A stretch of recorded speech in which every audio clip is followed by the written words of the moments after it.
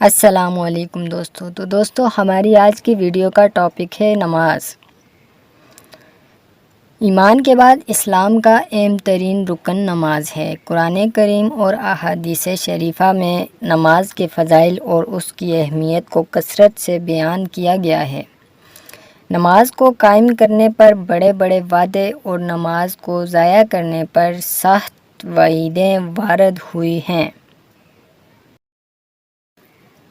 حضرت ابو ہریرہ سے روایت ہے، رسول اللہ نے ارشاد فرمایا، قیامت کے دن آدمی کے اعمال میں سب سے پہلے فرض نماز کا حساب لیا جائے گا۔ اگر نماز درست ہوئی تو وہ کامیاب و کامران ہوگا، اور اگر نماز درست نہ ہوئی تو وہ ناکام اور خسارے میں ہوگا۔ سنن ترمذی ہے یہ۔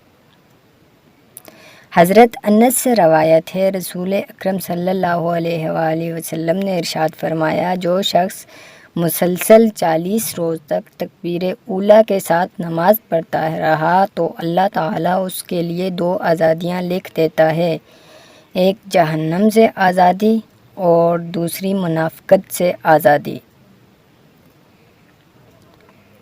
Please subscribe my YouTube channel.